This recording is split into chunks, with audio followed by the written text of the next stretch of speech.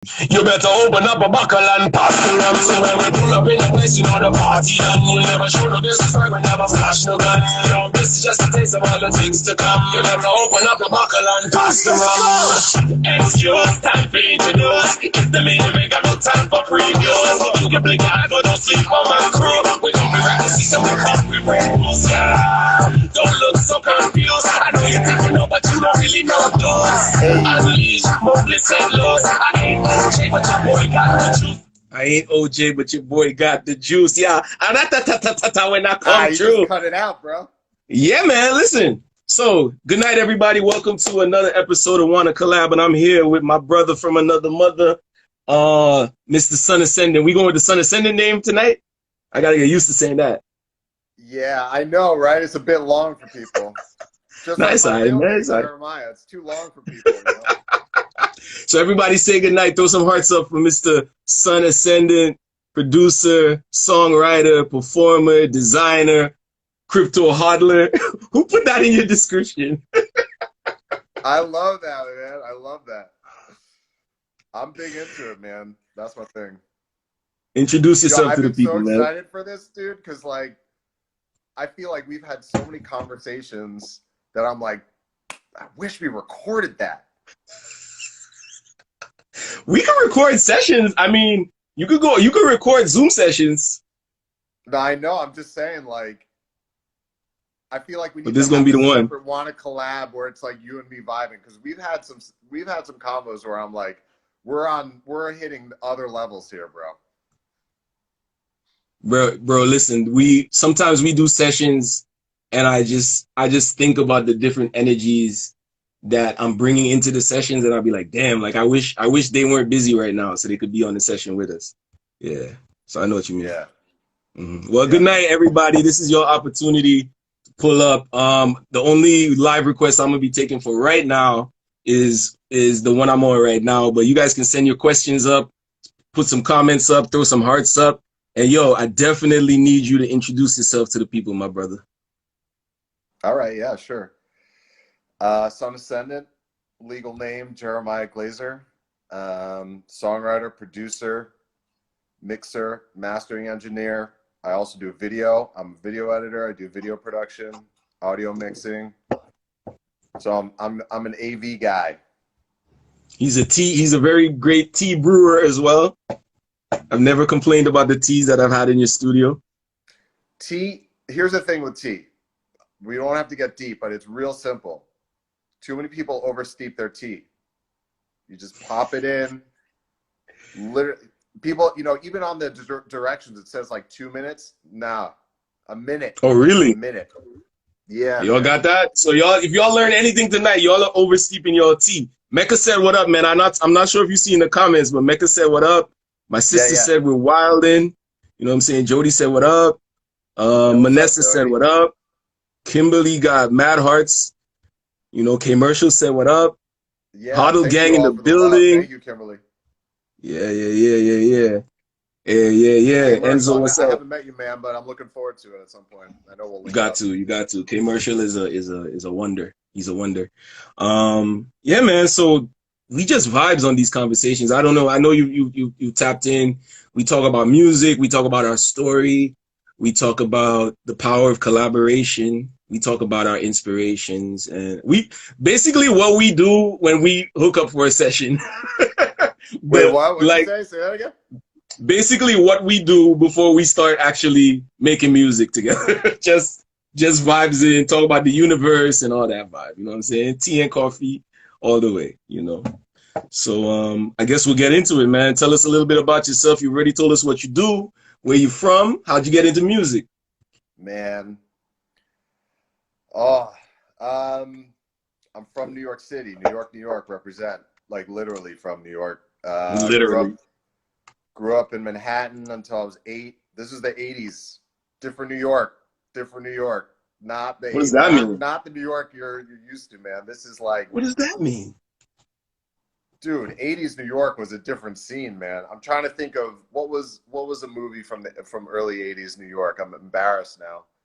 I'm talking like Trading Places, you know, like that was, I think, 86 or something. Like this is, you know, New York was a whole other vibe, man. And then I moved to Jersey in '91. But how did I get into music? I mean, music's always been in my blood, bro. I have home videos of me in a diaper dancing to Thriller.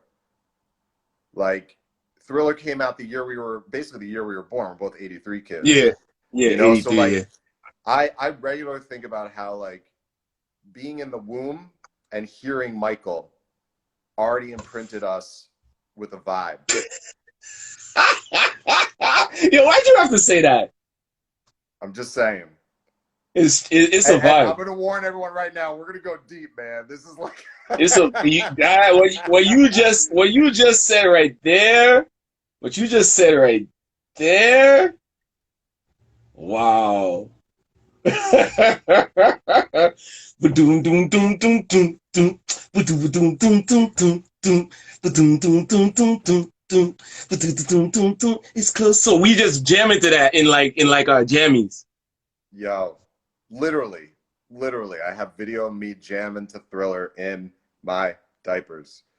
But And that I think that shit just sticks with you, man. Like so that's why like I'm always into like 80s sounds. I just think that's like in my blood. But yeah, for me, yeah. 80s, I respect the music. Yeah, we're born the same year. We're like what, a month apart, maybe there about a few. You know what I'm saying? Not even so much. Then again, yeah, because you're Gemini, right? I'm May. So I'm May. you're May. Yo, yeah. So we got a couple May distance. 22nd. May, so about a month. Yeah. May what? May 22. 22nd. May 22nd. So yo, put up the twos. Put up the two twos.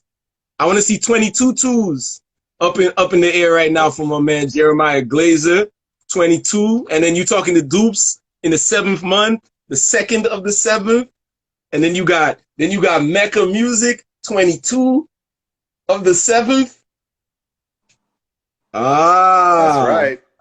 you see these numbers align. These numbers align. It's all numbers. Oh, I love the 22 love. Yes. Put up the 22 for my brother right now. Put up my Yeah, man. 22, and I'm gonna play something. If we get kicked off, we coming right back on. Everybody just pull right back. Hey yo, that's 22 Twos by Jay-Z. So we can't be. All right. I had to take a break. All right, let's get it. So music is in music from the womb. We ain't get to the tomb yet, but from the womb, we there right now, right? And Yeah. you just vibes in music. You just vibes in music. You know what I'm Yeah, man. saying? Well, I was fortunate enough. I took piano lessons. My parents were like, "You got to learn piano." So I was like, "All right, I'm gonna learn piano." I did that for like 10 years, and then I was like, "This isn't cool. I want to play guitar." So I played guitar. He said, "This isn't cool. I want to play guitar. I love it." It wasn't cool, man. Yo, this was the early '90s. It was like Nirvana and Pearl Jam, and grunge was hip. It wasn't piano. It wasn't like Chopin and shit. So I Chopin, got in. because that's what you were learning. Yeah, Yeah. yeah. So I know basic music theory, but like I part of me wishes I stuck with the piano thing, man. But it's fine. I've relearned it multiple times, and now there's samples, and you could have other people play, whatever. But yeah, man, I started playing guitar. My buddy was like, "We're gonna start a band," and then I was in a band for like. We started this band when I was 12, and we played up until college. So that was like 7 years, and we were pretty serious. We like toured a couple times. We recorded a couple records, and we were getting like some record label interests. And then it all just kind of like once all of us went to college, it kind of like blew up. Drummer left, started his own band that even did better than my band. And then the other two guys in the band actually joined another band, which the singer of that band is actually Jack Antonoff. So I don't know if anyone knows Jack Antonoff, but he's a pretty big producer, songwriter. Works with like, Taylor Swift and like all those people. So that school that I went to in Jersey produced a lot of like songwriters, a lot of people who are actually in the industry. So it's a weird kind of like Bermuda Triangle. I don't even know what, like Jersey Triangle thing where just like all these kids were like really into music, and it kind of all hit at the same time. I mean, Jersey back in those days was like, we'd play punk rock shows in like American Legion halls, you know? So you'd have like 700 kids packed into like an American Legion hall that fits like 200 people, and everyone's on the floor, Hold just up, like hold up, moshing. hold up. We gotta stop. Yeah. We gotta stop. Hold up, hold up. This is beautiful. Am I going too This fast? Or going too fast? No, you're good. You're great. You're great. We're gonna pace it. I'm letting you do your thing. So I drive a lot. I drive. You personally, I'm always on the road. I know. I'm always seeing these American Legion halls. I've never walked into one. So unlock that piece for like I say, for those in the back of the class. What is an American Legion hall? And I'm gonna suspect for my St. Lucian people, it's like they call it one of those mothers and fathers groups. In St. Lucia, there's a thing like the mothers and fathers group, and it's a big hall where anything can happen. But give me your breakdown. Probably. That sounds about right. I mean, American Legion halls, that's a really good question. I don't even know exactly what they are. They're basically like VFW halls. They're like veteran halls. So it's like for people who, were in the military and they're retired and they want a place to hang out. It's like a social club. I lost. Yeah, like a social club. So they're privately run clubs, but it's a really good deal to have these kids book the club for like a night, and the club will get, I don't know, $500, $1,000, and all these kids pay like $5 to $10 to go to the show. So they're like people who are promoters, so they pay up front, for the hall, or like a firehouse. We used to do Wayne Firehouse. Like, this is like deep Jersey stuff, but and then you would have these promoters who they'd make money, and then they'd pay the bands, and it was kind of a fun time. Sell merch, all that stuff. Okay. So in my mind, in my naive mind, I'm thinking, you remember the Flintstones? And when Fred used... I got to shout out to Durbab. He literally joined Durbab. I'm talking about Jersey stuff. Yeah, we gonna get to it. Shout out to Melissa too for pulling up. Shout outs to Whitey for Lifey for pulling up. Yeah, for sure. Big ups to Melissa. Shout out. Yeah. That's right. So I don't know. Do you remember watching the Flintstones? Right? You remember the Flintstones? Of course. And Fred and Barney used to go to this club with their little horns on their head. I can't remember. Try this like every once in a while. They used to have to go to these meetings. Yeah. Yes. So that's kind of right. So that's what an American. Yes. All right. I bet that it was like a lodge club. All right, got you. All right. So if everybody understands, there we go. Now, Durbab, I appreciate you coming here because you gave out the name of Jeremiah's band, Random Task. That's right. I still to this day haven't heard much Random Task music. Because when we met, you were kind of like not really showing us all of that at that time. You know what I'm saying? Like, and I could feel like, I remember like DJ was like, yo, you played it, and you were like, I'm not trying to hear that right now. Like, it was a different, you were in a different energy. That's like me playing songs like my first like releases, like Got to Be There and Come On, Let's, like my early radio releases. So I knew that energy was like, it's older stuff and you're trying to move forward into the new. But the name of your band was Random Task, right? Random Task. If anyone knows where that comes from, post that in the comments. Yo, and I want to shout out Swag-A-Lot in the chat. First of all, anybody that's looking at me right now and trying to figure out why my hair is not cut is because Swag-A-Lot is one of my barbers, and I haven't seen him in 2 to 3 years. And there's only certain people I let cut my hair. So big ups to you. Everybody go follow this man. I don't even think he cuts hair anymore, but he'll do one for me. He'll do one for me. So big ups to everybody in this room. Big ups to young OG Fly, aka Gary and Gucci Silky. Random Task. So does Random Task have music that's out right now, like that people could hear? Yeah, man. If you all want Random Task, I put up both of our records. It's on Spotify, Apple, all that stuff. All right. So if I go into Spotify and I Oh type in shit. Random Task, I'm not gonna play it. I'm not gonna play it. The artist name is Random Task. Yeah. I'm just gonna run through some. I'm gonna run through some of these song titles, and y'all will be the judge of what's going on with this young man here or these young men. First of all, the name of the name of the album The Dividing Line. Yep. All right. They got a song called Presently Rotting, and Tuesday Daydream. And this is like punk music. This is teenage angst, bro. Angst. Bro, I'm from the Caribbean. We don't use words like angst. We use words like vex.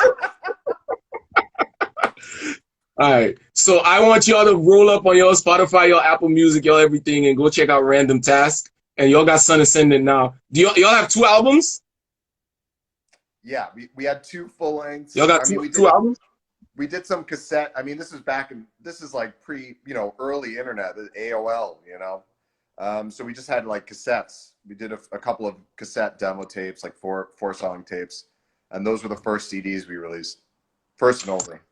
So you guys are the original, like you guys were doing like garage band vibes. You mean recording? Yeah, like literally like 4-track recorder, plug that thing in, or tape track recorder. Nah, man. Both of those records were recorded at Not a Studio. The name of the studio was Not a Studio. Not a Studio in upstate New York. That's the most New York. That's the most New York shit I've ever heard in my life. This, John, love you, bro. What? Welcome. You've got mail. Yeah, if you remember that, put some ones up in here. And there's only gonna be so many ones if you know this. You've got mail. Yes, let's talk about AOL, bro. The kids don't know. The kids don't know. Yeah, this is your uncles talking to y'all right now. We're not old enough to be your grandfathers, but we definitely your older uncles that gets drunk at the barbecue.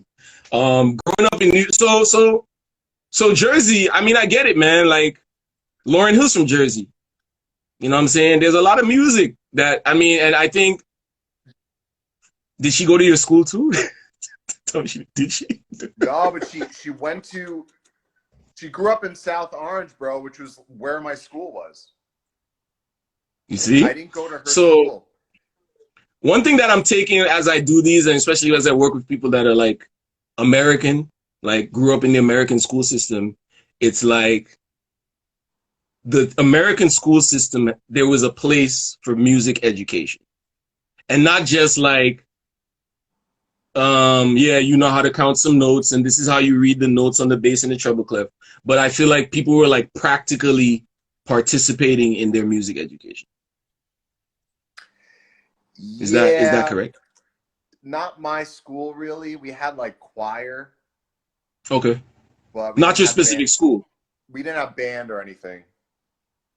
Okay. But you still had like, so where were you getting that extracurricular activity energy out?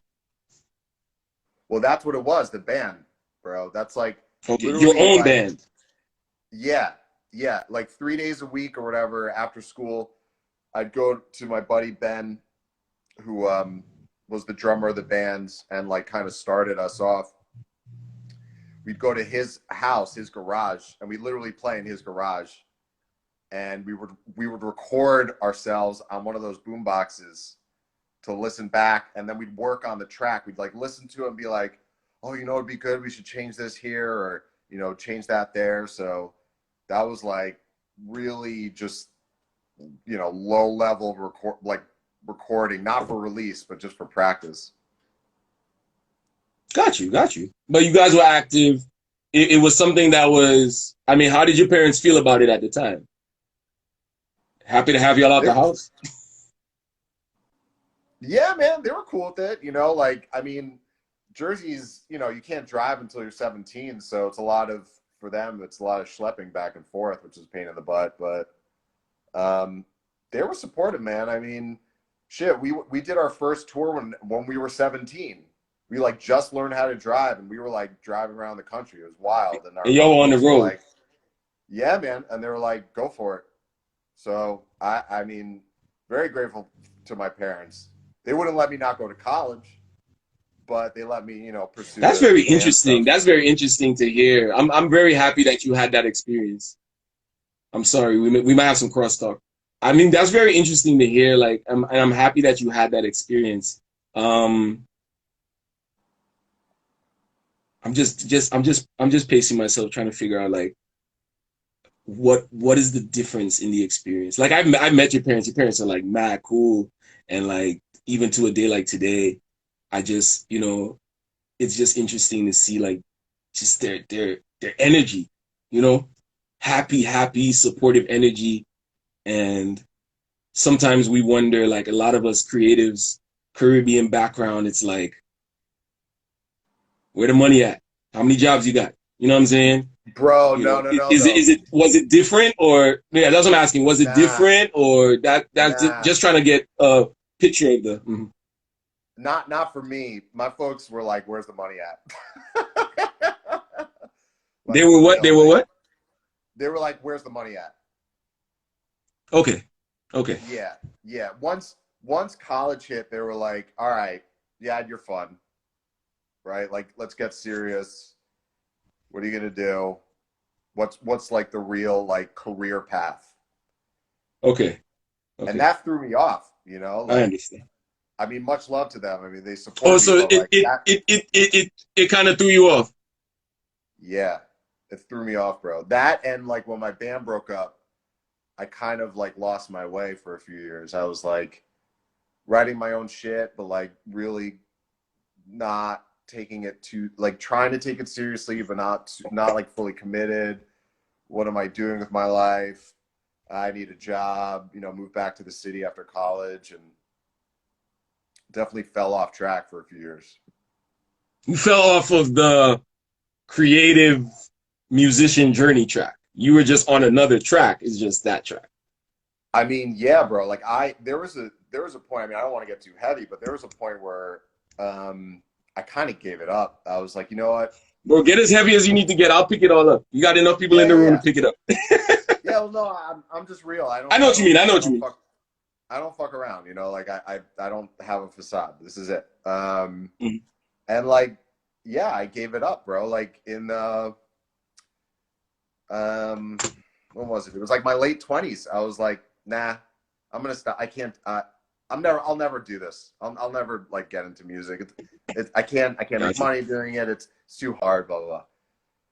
And I went into the deepest depression of my life. I feel Like, you. I understand. because I need to do it, bro. Like that taught me like you cannot not do this. You cannot not you cannot not be recording at not a studio and not do this. Bro, I just have music in my veins, man. It's like I just need to do it. And when I do it, I feel Mhm. better. So I just got to Yeah, do it. it's do you know have you ever heard of a guy named Father Bronx? Who? Father Bronx? Nah. Yeah, he has a podcast. I'll put everybody that's listening onto that podcast. It was my own little secret, but for the 8 of us that's listening live and the millions that will be listening in perpetuity of the Googleplex, it's called Make Art, Not Content. And Worst word in the dictionary, content. worst word in the dictionary for you is content, right? What does that word even mean? It's bullshit, bro. That's like that. Goodbye. That is, Goodbye. that's non-artists. That's like engineers and people being like, we need shit. We need to put shit on our like websites. We need content. That's Zuckerberg being like, all right, we built the infrastructure. Now we're gonna make all our money off of you actually fucking creating everything. Give us content. That's content. Yo, Yo, Eliana's yeah, in the house. Nice. Yo, big ups to Eliana. Woo! Whew. So, like I said, to everybody that's listening, whenever you do listen to this, one of the greatest resources, if you have a creative dream in your heart, one of the greatest resources you could tap into is that podcast called Make Art, Not Content. Bro, I only just started listening to it this year, but I can tell you I've listened to every episode on a loop. It's just so inspiring to hear someone speak about what we do. And it's not just music, but just creating and why we have to do it. And when you said I had to do it, that was the kind of stuff he was talking to. I think I was on my first flight to Germany and I had my little iPod, one of the first ones with the little click wheel or whatever.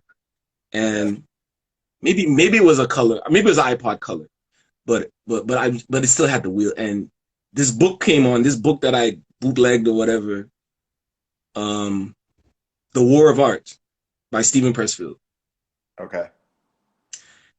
And it's one of those things where like you're sleeping on the plane, but you're listening to the book and you're like, and this guy he's talking about the resistance, and he's talking about the closer you get to that goal, the more resistance you're going to get. The closer you get to that goal.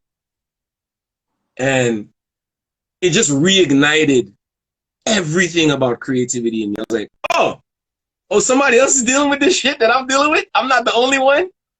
I bet we're back. So yeah, it's very important to like have these conversations that we have, because I could say sometimes we don't make the best music or we don't write the best songs, but we like inspire each other and we bounce vibes and energy off of each other. So I just wanted to say that. Yeah, man. Well, to that ties in nicely back to the narrative that I was giving for at least where I was at that point. The thing that brought me out of that funk and out of that like denial of my own like desires was this book by, probably some of you have heard of it. It's called The Artist Way by Julia Cameron. And we've talked about that. And that was the book that You put me on to that book. Yeah. And we were walking, we went to Carnival, the first time I ever went to like the Brooklyn Carnival or whatever. And we were walking back to your apartment, and you know that little place where I stopped and I picked up the free books? I never looked at the books until I got home. The book was in there. Oh my God. Yes. Wait, for real? I'm being serious. Serious. So you can continue. I just wanted to show you. Yeah, man, no. That's amazing. So keep telling me about that book. Let's. Yeah, no, I mean, that's a book for people who basically are block creatives, right? Like you know you have this creative need, this creative desire, whatever, this muse, and you're blocked for whatever reason. That book will set you free.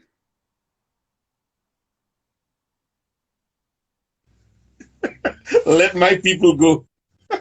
Let my people go. Yeah, man. So you were in that mode. You kind of was like disconnected from the creative aspect. Were you listening to music? Could you stand listening to it? Yeah, I was listening, but yes, Mecca, you got to get it. The Artist Way, Julia Cameron. You'll find it. Google it. Easy. It's amazing. Highly recommend. But yeah, no, I was listening and I was so jealous and critical of people because I wasn't doing it. Haters everywhere. I was such a hater. I was like, fuck this guy, fuck that band, that girl sucks, they're shit. Like, because I was so unhappy not doing it myself. Now I'm like, that's cool. I don't like it, but that's cool because I don't care because I'm doing my own thing, man. And it's all good. It's all love. It's all just vibe. But like back in the day when I was blocked, I hated because in a sense I was not loving myself, right? Like that's what it comes down to. My bro, you were being like, you weren't celebrating the wins of the other people. You weren't letting that love flow through you, so you were just like, yo, man, and we all go through it. We all go through it, and the most important thing is that you're admitting it and you're owning it. And yeah, man, I feel you. I Well, totally dude, feel you. all the time, like, you see people who are haters, and it's like, that has nothing to do with you. That's them, man. That's them. They're in a shitty place, and the best thing you can do whenever you know encounter someone who's a hater or someone who's negative is actually be a light for them. Be like, yo, like, I love myself. First, you always got to bring the love in. You got to bring the love to yourself, and then you can bring as much love anywhere else. But you got to feed yourself first. And then once you do, you go, yo, you're in pain. Mm-hmm. I'm here. Or not. You know, you don't have to deal with them. But, like, that's the approach. Don't go tit for tat. That's not gonna solve I anything. like it. I feel it, man. And silence, yo, silence works too. Silence. The silence is good too. The right Silence is kind of powerful. silence, not that toxic silence some people be using. You know what I mean? Holding space, as they say. Holding space. Holding space. What brought you out of that, bro? Like, how did you start to? I know you went into like your whole professional career life. You know, you did other things. You developed other skills to make yourself more monetizable. All due Yeah. respect. I know it's not, I wouldn't look at it as respect, but all due respect, because I am seriously looking at us, everything that's happening in the world right now. I used to play The Sims for like a little while. I got obsessed with it for like maybe like a year or whatever. And like, I feel like that's where we are now. Like, oh, well, this is The Sims, and you build your little virtual house, and in your virtual house has all the cool stuff, so all the other Sims can come and dance and have a party. But if you make a room in Sims and you take away the door and you take away the window and the Sim can't go outside, it starts to get miserable. Uh, I don't know if you ever played that game. Or if they party too much and they don't get to rest, oh, then they start to get sick. You know, it was really doing that. And now I'm just reflecting on it. I was like, oh, so I used to just be hating on that little sim right there. I used to make that thing miserable because I'm like malicious and vindictive because I really want to see how far this algorithm is going. But now today, Thursday, Facebook changes its name to Meta. We are now living in that algorithm. We are now living in that thing, and we still have to create. So as I said, you made yourself more monetizable. What allowed you to give yourself permission to start coming back to us? I know the book was part of it, but like, you had to give yourself permission to like start coming back. That's a good question, bro. I'm happy I asked it. Yeah. Yeah. What made that switch up? I mean, I think it was a combination of things, but definitely that book and just working on myself and kind of acknowledging that this is something that I need to do. Because the thing with that book that's important is what creativity is, what being an artist is, you know, a lot of people are like, this is like my vision, my creation. I don't believe that. I believe you're just a conduit, right? You're just this energetic conduit, and like ideas, images, sounds, shapes, they come into you.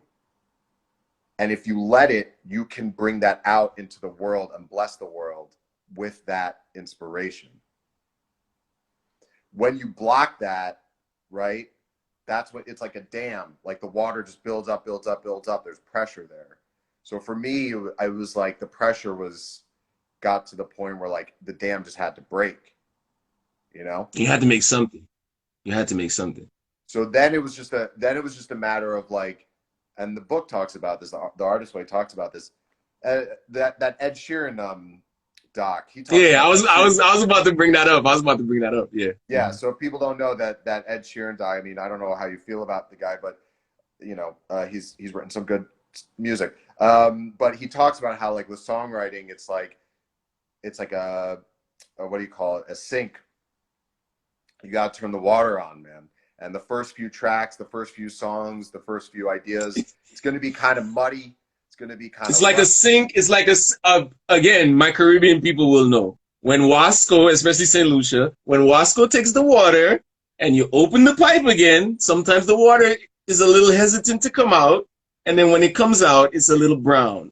Shout out to one Van Giles from Van Buren, because we literally was speaking about this 2 days ago. Continue the story. That's it, though. That's it. So you gotta let that water flow again, dude.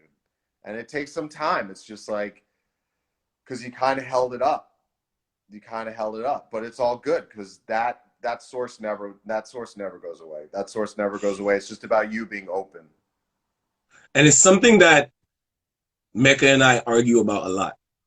We debate. That turns into arguments. But anyways, I am of the opinion that there's no such thing as writer's block. I think he agrees. I think he agrees, but I think he's like the sounding board for the whole conversation. I think that what we call writer's block is the ego prejudging every creative decision that we're about to make. And that got to go. And that's where mumble rap, when mumble rap started coming out, I was like, if y'all, it's no shade. I was like, if y'all could do that, I could do this. You understand?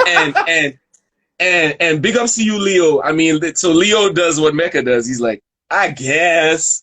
And what I'm trying to say is, Leo, it's this thing where I've had the so-called writer's block. But again, it's that water that's not flowing because maybe there's some air in the pipe. And the air has to come out. And a beat starts and you're like, da da da da da da da da da da da da da bullshit, word. The word comes out. Don't judge the word, put the word down. You know what I'm saying? Yeah. Study the vibes.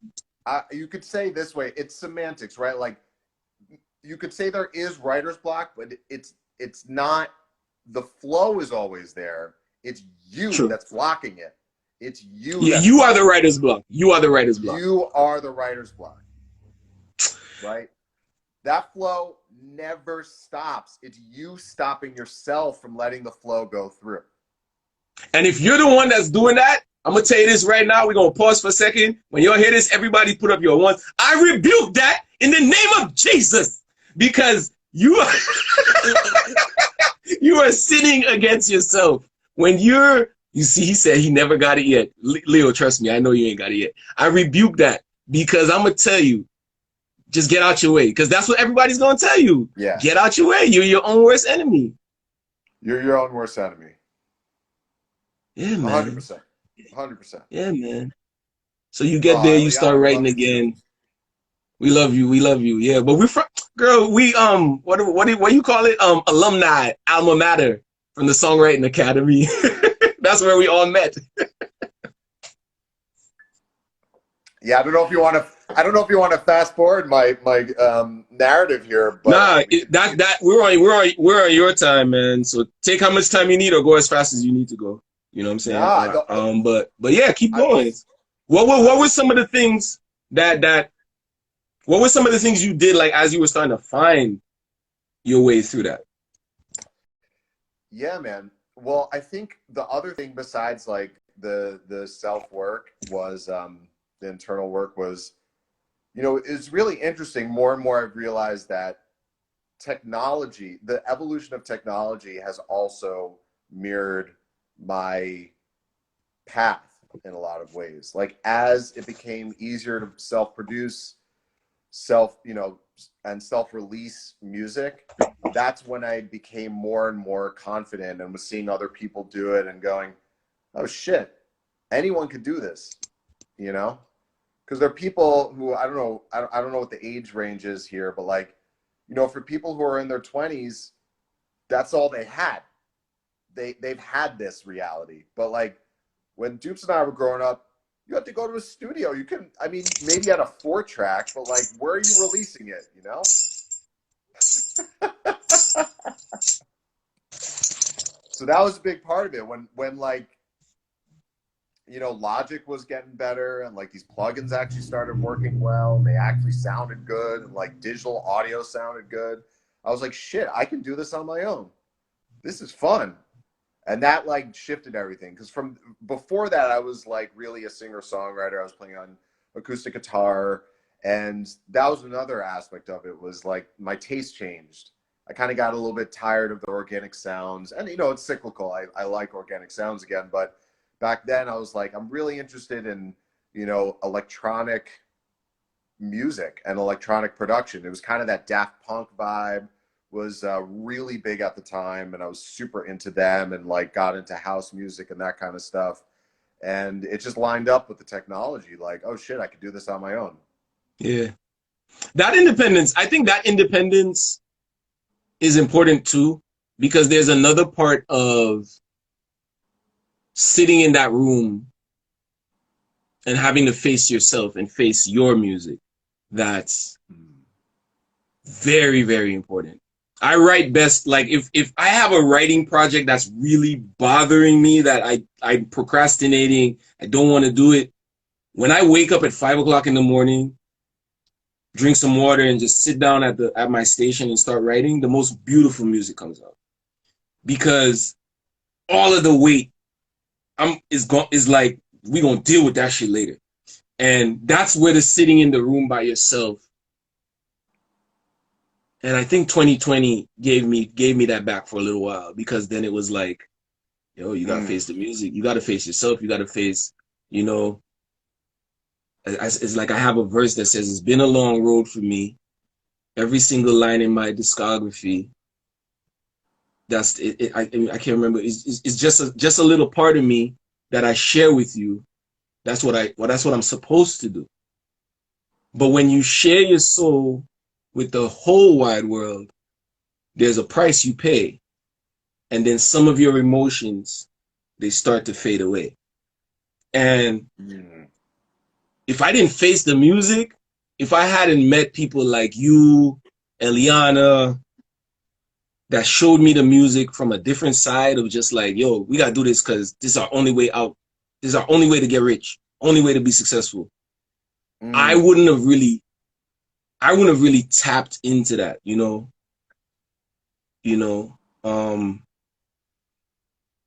It's just like, and I remember I started the song. We're coming back. I'm just really thinking, because you're opening up for me. For me, this is like therapy. You're opening up for me, and I was like, it says something where like I'm alone with my demons. I'm alone with my enemies, and every single night they're trying to get the best of me. And I feel like I'm running. I've been running for so long, but I gotta keep going. Gotta trust and hold on. And I'm like, yo, what in the name of John Mayer is this you're writing, Dupes? You're supposed to be writing about you're supposed to be writing about alcohol and women and the sea and the vibe. You know what I'm saying? And I'm like, that's freaking Sun Ascendant and his bullshit. But I thank you for it, bro, because working with you gave me the space to be like a different writer. You know what I'm saying?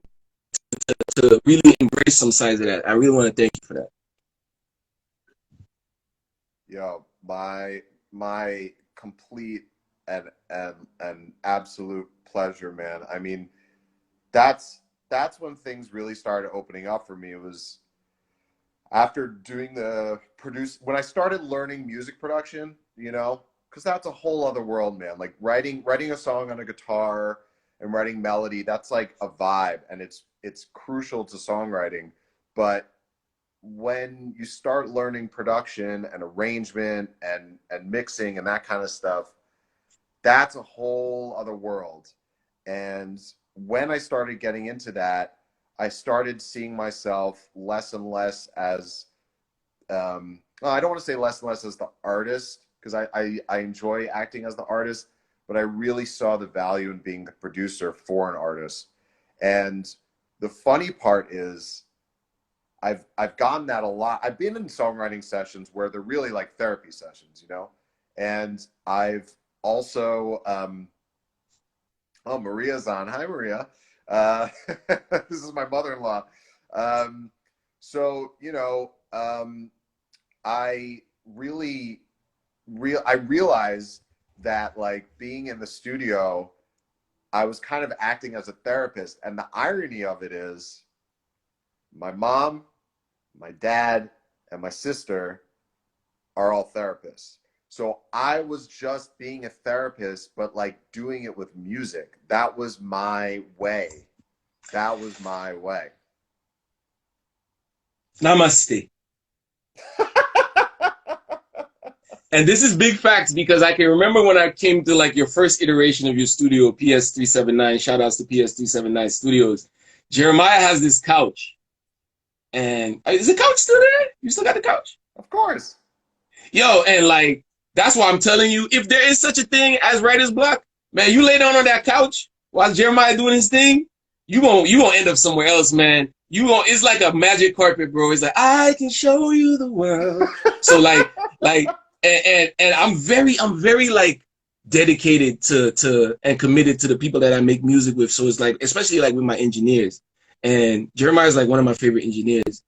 Because he's just real with you. He just lets you know. He'll let you have it, man. Some of my engineers scared of me. But I think because he's older than me, he let me have it. But I'm always like, if you're mixing a record, I want to be there.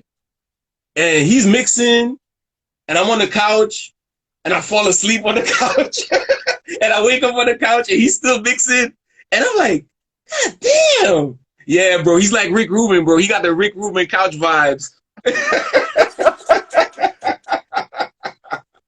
But the difference is Mecca said that. The difference is you're on the couch and Jeremiah is at the workstation.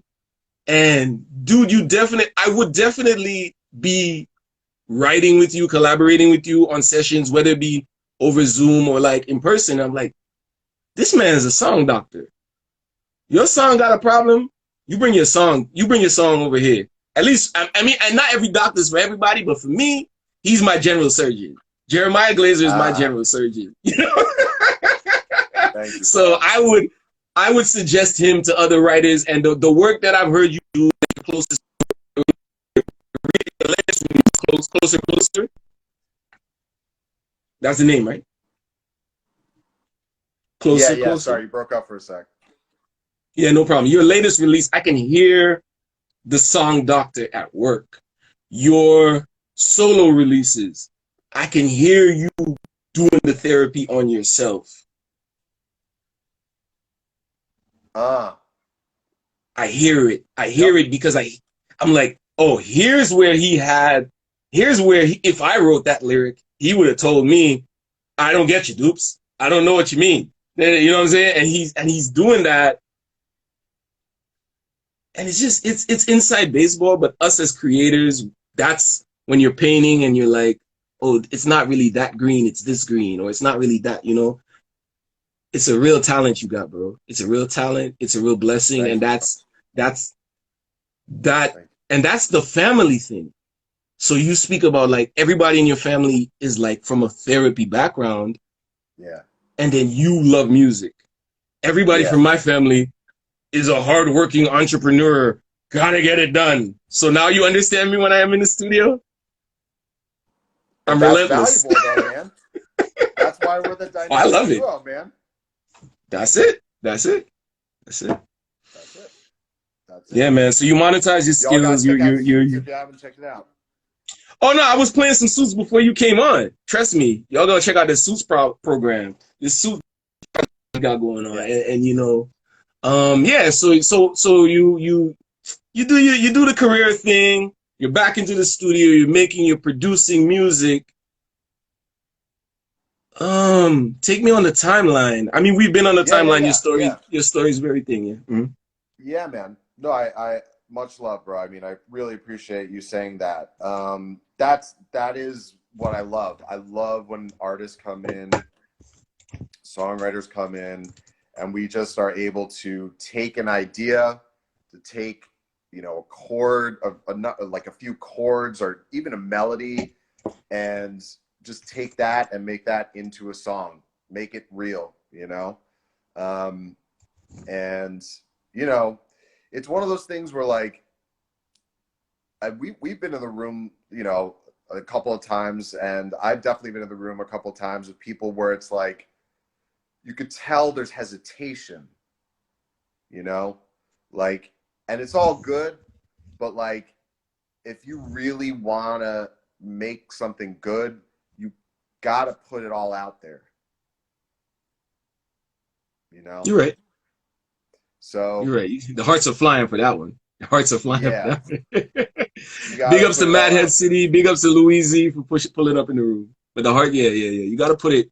And that was us. Like and I know once we started working together, because we are talking about collaboration, we started to throw a lot of stuff against the wall, and we both were coming from like our years of experience, different sides of the world, different cultures, but it was flowing, it was mixing.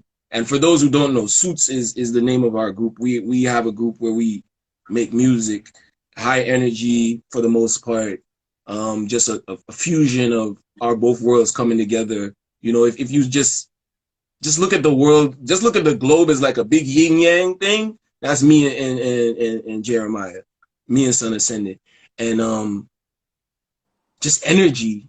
You speak about it. I spoke about it on the last thing. Get that stuff out of there. Remove the blockage. Open the hose. Open the pipe.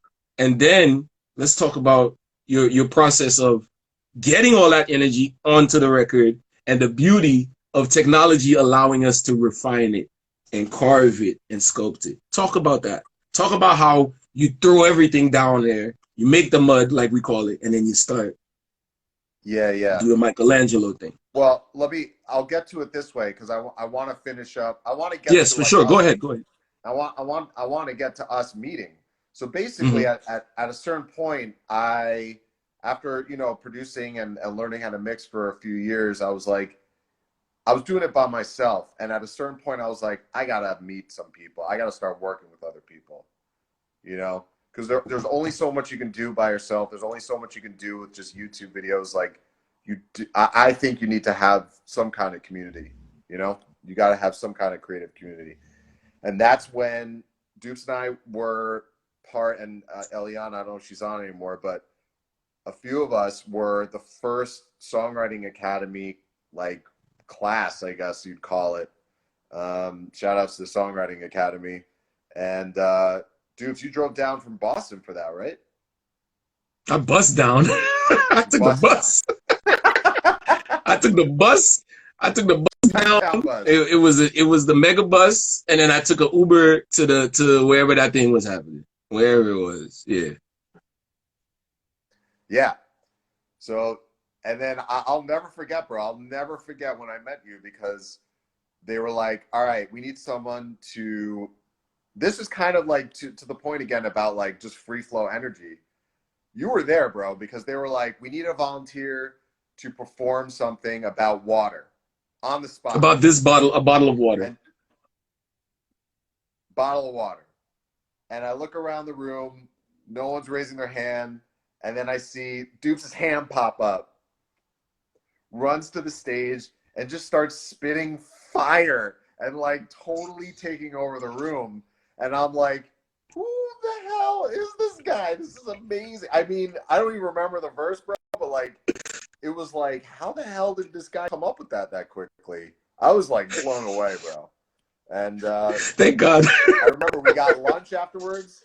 Remember that? We were in Bushwick, and we got lunch. There was like one lunch spot in the area. It was like way out in Bushwick. And everybody was on like a mad vegan kick at the time. Everybody was trying to get something like really healthy, really, you know, everybody was on that kick where we're trying to get something super healthy but affordable, knowing it's New York. And I mean, shout outs to my whole team, shout outs to my manager, everybody. Whenever we walk into a room, we always like, yo, you left St. Lucia to come to New York. Every class, you sit in the front of the class. Anytime something's going down, you try to make your presence known. And if you don't feel like you want to do it, that's when you should do it. So then when Doom was like, yo, we gonna write a song about water, I was like, somebody got to do it. So I just went up there, you know. You killed and then we it, had bro. lunch and we vibed. Yeah, it was a vibe from there. Yeah, and that was it. That was it. That was 4 years ago. Unbelievable. Yeah. And then we reconnected We had sessions. I got stuck in New York a lot of times, Yeah. you know, because of the snow. But I come to the studio every time I was there, and we make And that music. that was like basically when I didn't even say my studio name, but yeah, PS379. That's kind of when I started PS379. If y'all are from New York, you know, PS is like public school, so it's kind of a take on that. And the studio's at 379 Eastern Parkway, so that's like why I came up with that. But it was a school not only for me, it's still a school for me, it's a school for everyone who comes in there. You know, you always got to stay open, you always got to be willing and humble to learn. It doesn't stop. You never master a craft. You just get better, better, and better. And so Dupes and I just started vibing, man. And now I can answer your question, unless you wanna go on that Which route. one? Which question was that? I can't remember. The question was like sculpting, like take an idea. Oh yeah, yeah, definitely. And I want to big up. I mean, you did do some teaching out there because got to big up Islands. Remember that young gentleman that I brought to your studio from St. Lucia? Yeah. I mean, this kid's running the island right now, bro. As far as I'm concerned, like from at least my part of the island, like he was on a run. Anybody from St. Lucia, y'all know Islands Audio Lab. Like Audio Lab is like one of the go-to studios, you know, and yes. that I started seeing that manifest after the conversation that you had with that kid, where it was like his eyes, he was just like, if they're making this in here, just imagine when I go back to St. Lucia and I build whatever I want, you know. And yeah, he's man, I gotta get on his schedule, is what I'm saying. So yeah, back to the mud. I just wanted to big up Islands and a little bit of no, shout out to Islands, man, for sure. Yeah, man. So I don't know, like, you know, every songwriting session is different, but yeah, I don't know how specific you want to get, but like, well, not too specific. I mean, just if we just want to get into like somebody's a songwriter, they're watching this and they're being like, maybe they don't know where to start or they figure like they're doing too much. Like I would just say like, what's one of the things that we would do as it relates to just putting that stuff out there, working, and then taking a step back and peeling the layers away. I'm saying it, but I want you to say it, you know, in your own way. Yeah, I mean, everyone who's listening to this probably has, you know, a different way of going about it, but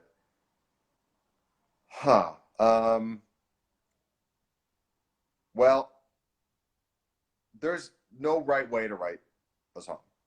Correct. There's no right way to write a song. So just like if you hear people saying this is the way, there's no right way. Amen. Yeah, facts.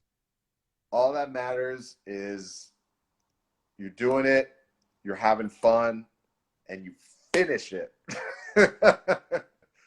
That's what's up. And you're moving your bodies, making your body move if that's the type of vibe that it's supposed to do. I know that's very important. Like what the music does to you physically kind of can transmute that energy.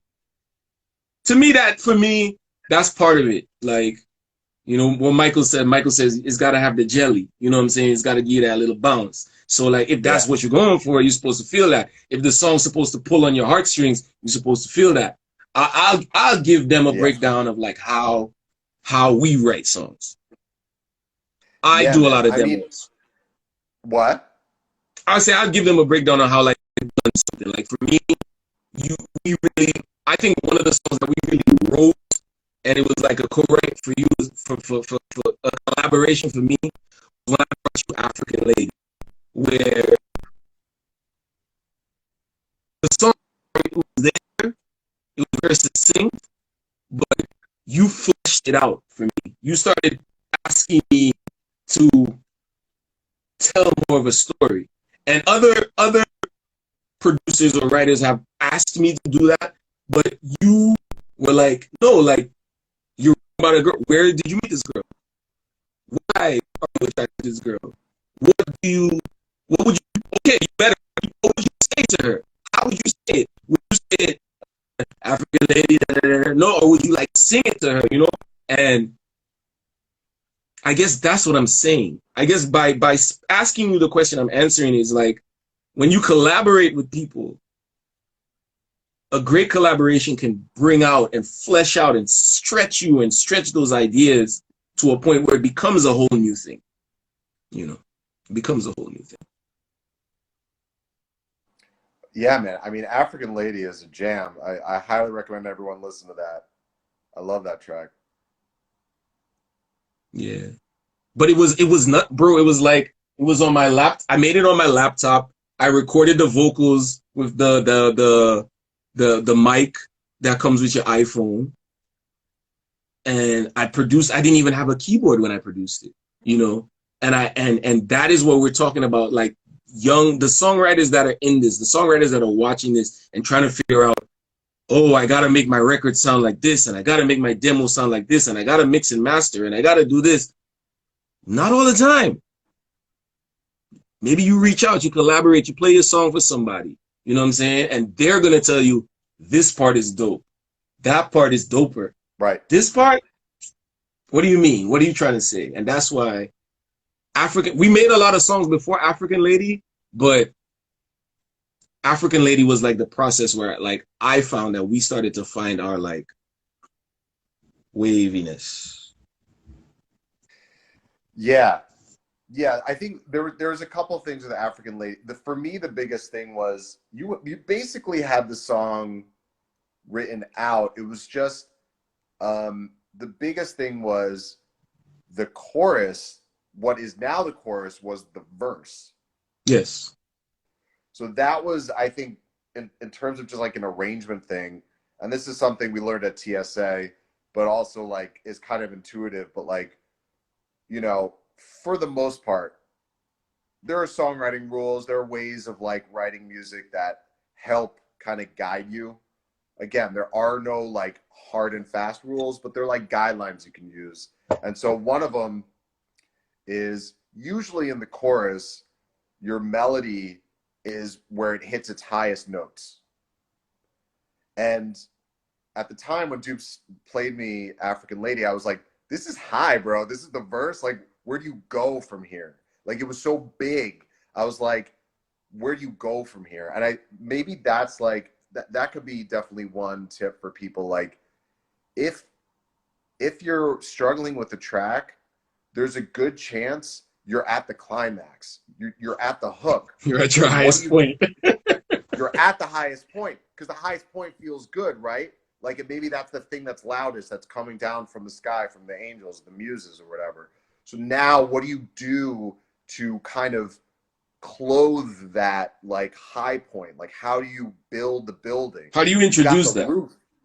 You've got the roof, but you don't have the foundation. Now we got to build the foundation. So what is involved in that? And that could be anywhere from, usually melodically, you want to build up to that high point, right? So in the verses, you're going to take it down, you know, maybe depending on like what the chorus is doing, is it like popping up or is it like sustaining up? You know, it depends like what kind of way the melody is going. And that's like another TSA thing, like maybe be more rhythmic in the verse, or be more like up and down with the verse to give it more dynamic. So when it's like really straight up at the top, it feels new, it feels different. It's all about juxtaposition. That was like a big lesson for me. Yeah, we were on that word for like a year and a half. Juxtaposition. Yeah, juxtaposition. Mm-hmm. If you listen to your favorite tracks, I guarantee you they're not going to be like, it's going to be like, you know, like it's going to have, I mean, that's my voice for you, but like it's going to have that kind of change. And that not only is something to think about with your lyrics, right? Like maybe you have less words in the chorus, you have more words in the verse. Maybe you have more words in the chorus and you have less words in the verse. It's not only lyrically, it's not only melodically, it's also, and this is a big one for the engineers out there, mixing. So another big thing and like a trick that a lot of mixers use, if you haven't like heard of this stuff, is like your ears get used to certain frequencies. So if you want like a chorus to sound really big, you make the verse actually hit less frequencies. Not only frequencies, but stereo image. So you actually make it narrower. So when the chorus hits, it's like, whoa, it feels bigger because now you're getting the full audio spectrum, you're getting the full stereo spectrum, and everything's fucking hitting you hard. And you're like, this is glorious. You know? Yo, Mecca, you taking so that's notes? like, who?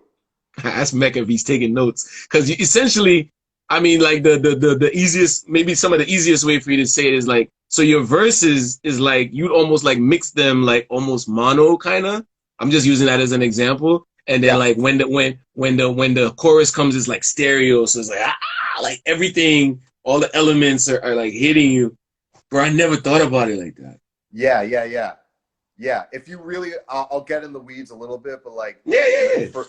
This is for Mecca and any other like guys out there. For Leo too. Leo's a dope engineer too. Yeah, any engineers, regardless of gender.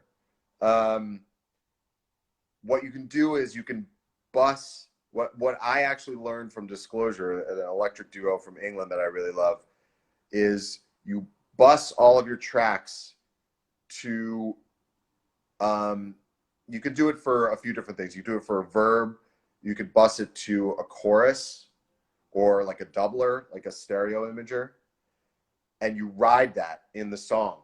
So in the verse, you add maybe a little bit of verb, a little bit of chorus, and then in the chorus, in that hook, pop that up and play around with the levels. Like there's no hard and fast rule, but pop that up and you'll feel, whoa, like everything gets bigger. That's I'm gonna do that. I don't know how to do it, but I'm gonna do it. Yeah. And it's honestly like all of the stuff you hear on the radio, they're doing it. Yeah. Now that it's one of those things where like, if you know, because now that you say it, it's always this question of why does this thing sound so big? You know, and it's the two things that you talk about is like, maybe the whole song is big and other parts of the song need not be big so that when your big moments come, they stand out more. And then you're talking about that factor of like getting into, the weeds of, it actually sounds bigger because we made it bigger. That's amazing, man. That's totally a gem right there. We've been here for a little while now. I mean, I'm good. I'm always good, but I gotta respect your time. Talk to me about some of your inspirations, man, and talk to me about some of your wins that you're really proud of, some of the moments that really made you feel happy about recommitting to this vibes. I thank you for that question, man, because that's something that I need to focus on more is like when you get those wins, you just kind of go, all right, next thing, bigger, better, but like it's really important to celebrate those wins for sure. Anyone who like does creative stuff. Wait, so it was wins and then something else? Definitely like your inspirations.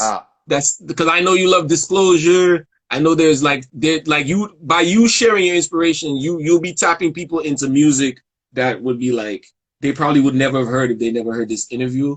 And also like you're celebrating your wins. Yeah, some of the wins you celebrate. Inspirations are just, man, all over the place.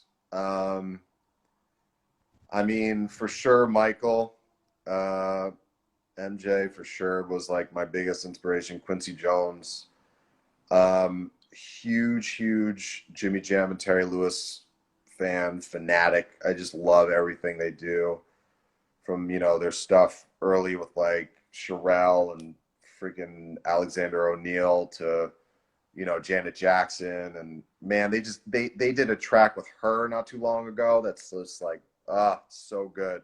Those guys are great. They did that 8701 album with Usher, bro. What's up?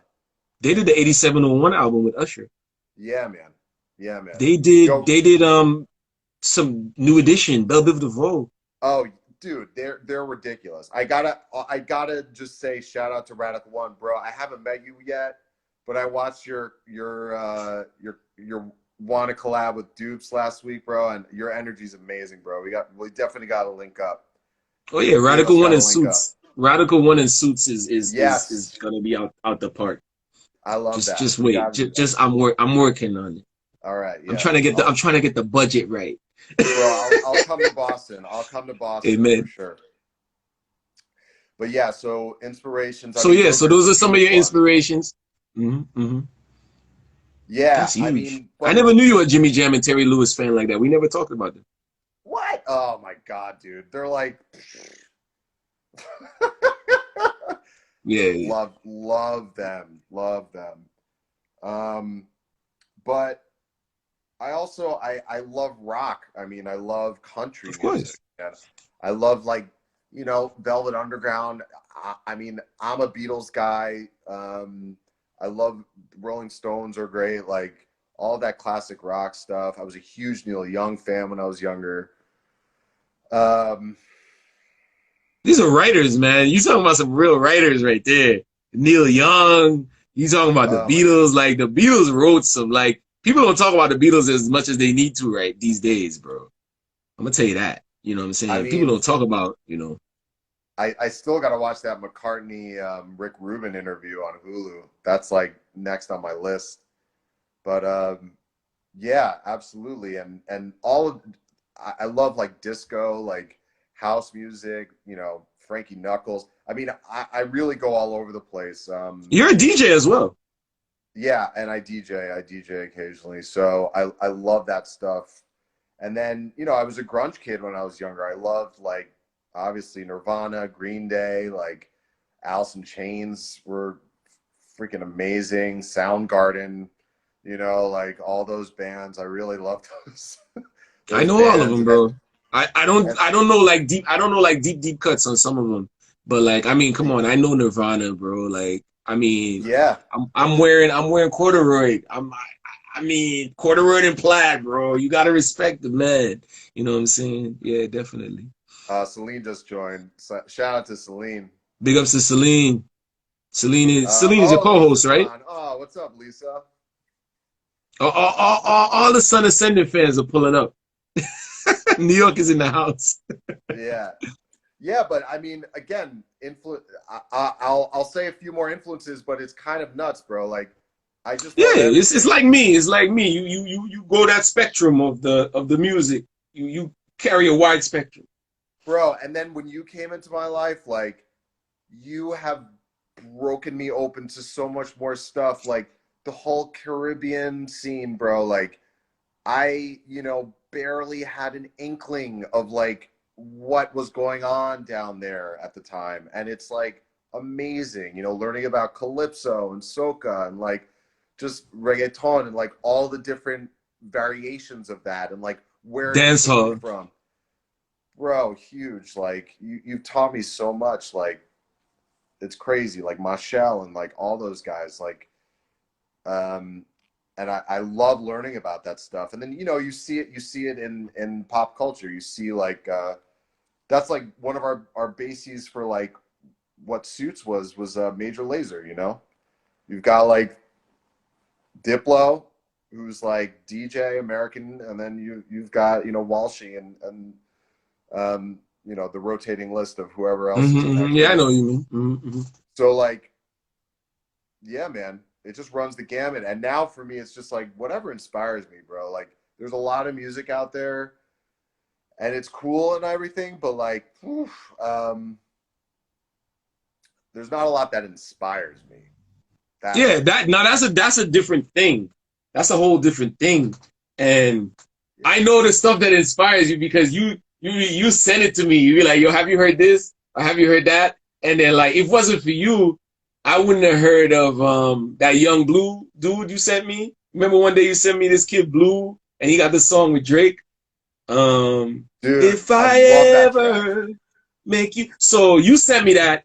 So I'm like, yo, Jeremiah need to be a playlister on Spotify because I listen to his playlist. And I became obsessed with that song. I remixed that song. I released the remix, and my next single is inspired by that song. And that my next single is me and Radical One, and the name of it's called Come Again, but it's definitely inspired by the fact that you sent me that record. Oh, And that's awesome, bro. so you're always like discovering and you're always learning. But definitely before we wrap up, share the wins. I need to hear some wins. Wins. Or some great moments. And you got some wins under your belt, man. Come on. I think, okay, some wins. I think one of my wins was first time I got a song placed with my buddy Jay Stolar, amazing songwriter. Look him up. He's killing it on multiple fronts.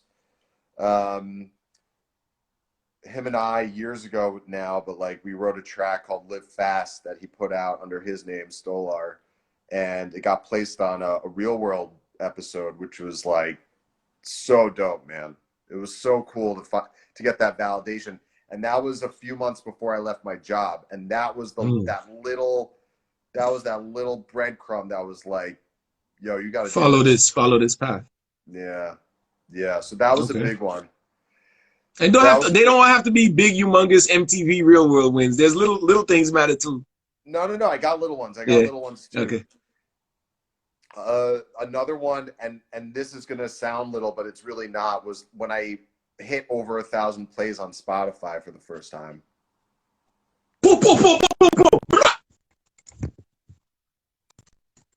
Yeah, man. Let's get it. Yeah, it just felt good, bro. It was like it's like a hurdle, you know, like once you hit that, it's like, all right, I'm in new territory now, you know, like my stuff is good enough. Oh Lord!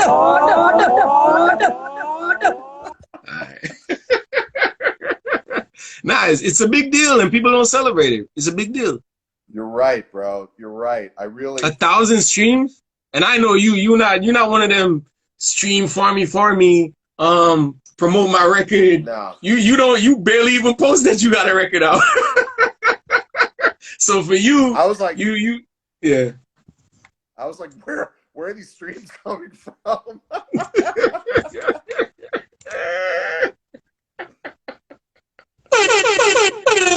You got fans, like all the people that's pulling up and you waving at them. That's your fans. Yeah, definitely. All right, I got two more, and then I mean, I don't mind chopping it up, but we can end it. Two more. Another one was I've mixed a few tracks for Aloe Blacc, and that was like, yo. Say that again. Say that again. I didn't even know you was going to say that. Say that one again. I've mixed a few tracks for Aloe Blacc, and that was huge because that was like, I can mix music. That was the moment where I was like, I can mix music. That was a validation.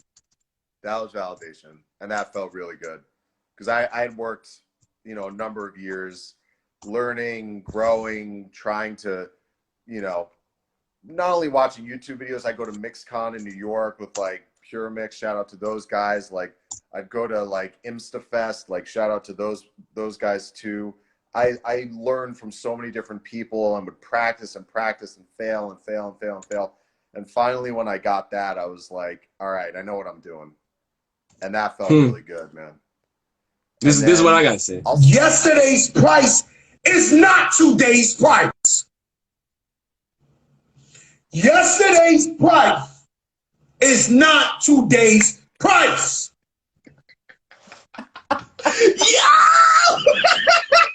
Yo, you didn't say I mixed 2 tracks for. Damn, I didn't want to be disrespectful. I'm gonna disrespect myself. I mixed 2 tracks for Joe Blow on the radio. You mixed for Aloe Blacc. Aloe Blacc is he's the man. I'm the man. You feel me? Like he wake me up. He is not. Yesterday's price is not today's price. Celebrate your wins, my bro. Celebrate your wins. Because that's the love, that's the energy that the universe is bringing to you. And no, he's not the most expensive mixer we know, but the fact is that validation, that's so important, bro. I appreciate you sharing that with us. Because you didn't have to share. Thank you for the question. And then, you know what, the last and most important one is finding my artistic voice. Oh yeah, you dropping records these days, for real. That's like, now, you know, it's taken a number of years, but I feel like I know what Sun Ascendant sounds like. Right. And that's not easy, man. It's not easy to create your own voice, bro. Like, there's so much stuff out there that just sounds like everything else. And I'm like just getting started. So I'm like, that's my biggest win right now. Congratulations on that, bro, because and it's not gonna be the same every time. You're just gonna feel it. You're just gonna feel it. And I think the beauty of where we are now, where we put our own music out, is we get to really test it out, you know? Yeah. It's 5 years since I put out 3D. I'm not that dude anymore. Yo, congratulations, man. Yeah, man. That your 5th anniversary of 3D blew up the metaverse, dude. Thank you. Thank you. Or at least your internet. No, bro, the phone is here. It's plugged in. It's on the rig with the ring light and everything, and it's at 0%. So that just meant if you missed this live, you wasn't supposed to see. You were supposed to just. It's one of them parties. You just had to be there. That's it. Yeah, man. Well, I just wanna thank everybody that rocked with us for the night. And yo, Jeremiah, thank you so much. We definitely got to do it again. You know what I'm saying? 100%, bro. Thank you so much. We got to do it again for a number of reasons, because I don't think it's saved up on Instagram. All right. We'll do it again. Like, now I'm going to blame you. You jinxed it. You said, man, we got to record one of these. So what we going to have to do, in fact, that's beautiful that happened, because the next time we're like, if we don't do it before then, the next time we link up like one mano a mano, we gonna just record it right then. We gonna have that. Yeah, we gonna do one of them. We gonna do. You know how they do the verses and the people are together now. That's how we gonna do it. All right. And y'all better watch out. We might sell tickets too, cause we always try to make some. We might sell, but you can't go yet, man. Like you said, it's the anniversary of 3D. Request a joint off of 3D, my bro. Oh man. Just try to pick one. Wait, I gotta look at the track listing. I'll tell you, you got Love Me Now, you got All I Need, you got Imagine, you got The Rain, you got Now Not Later, you got Up and Away, you got Love Story, you got Welcome to Paradise. You know what I'm gonna select? I don't know. What? Which one? Up and Away. Really? Up and Away. Wow. Let's get it.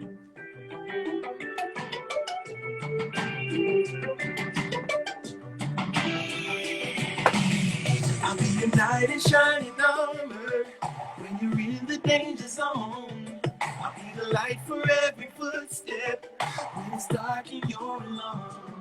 I'll be the one in your corner to help you make it through the day. And if you're falling, I will catch you. All you gotta do is say, up and away. Hey! I'll be there by your side. Don't worry, we gonna catch him on the other side, Mecca. Yeah, I'm gonna ask him now. Up and away. Up and away. I just wanna be your hero. What did you think I was gonna pick? Hero. Yeah, yeah. When there's no one left to turn to, yeah, you know I got your back. I'll be racing to your rescue when your heart's under attack. I'll be that genie in a bottle. I'll help you make your dreams come true. And if I had a million wishes, I'd trade them all to be with you. I'm right here, I'll be there by your side. Up and away. You're safe, got now, things are fine. Up and away. Your wings, I'll teach you how to fly. Up and away. So high, touch the sky. Hey. I put my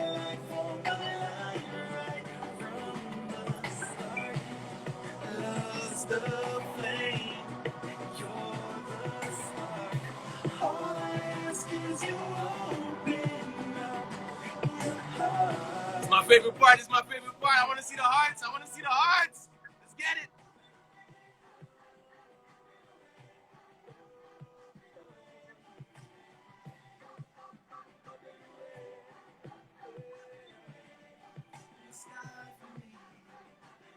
Yo, that's the hook, man. That's the hook.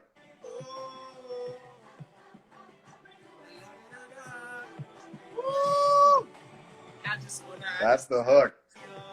Yo, respect. You wait for that payoff, man. I think that's part of the reason I like that track is I love when you don't get the hook until the second chorus. Mm.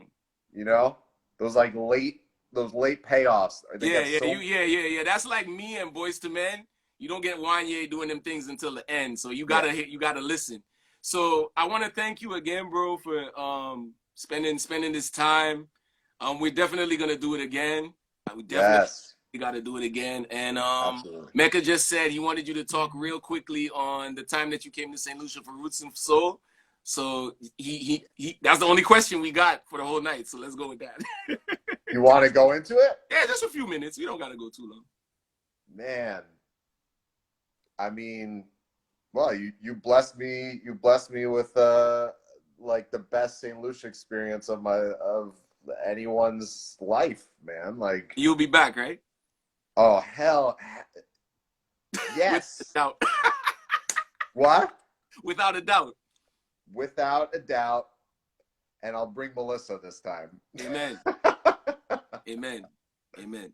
Yes, bro. No, I mean, Roots and Soul, that was such a fun experience, man. Like, number one, if you need to see St. Lucia, you have Dupes do it for you. Because Dupes is... Respect. Ultimate tour guide. Yes. Let them understand. I didn't have a lot of time. I didn't have a lot of time in St. Lucia, but honestly, like, I so quickly, like, felt like I was taken in and, like, in the most loving, like, beautiful way, man. Like, you showed me such an amazing, like, part of that island.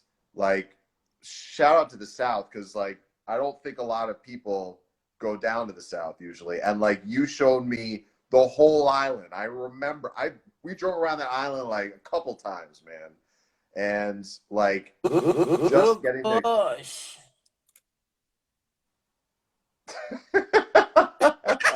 You know how I get. Yeah. Let's bro, like, it was just great, man. I mean, we did the mud baths. That was super fun. Man, you got big up to Jody for that, man. That's Jody. Jody's the one. Yeah, Jody hooked us up. I mean, I was hanging around when you got your haircut. That was a fun time. You know, you showed me like your old school, bro. Like, it was so much fun, just like seeing where you came from and seeing, like, you know, meeting your parents for the first time. That was amazing. Like, it was so great to finally meet them. Such, like, unbelievable people. I love your parents so much. Respect, bro. Respect. Big respect. Bro, and, like, the festival was like a whole other level of experience. Yeah. We're gonna save that one for the next live. Okay. But I'm gonna just let them know, if you want, the only reason y'all heard Up and Away was because Jeremiah was there. Jeremiah came in the clutch and was helping out with the mixing. So we got more stories for more times. Yes. This has been Wanna Collab.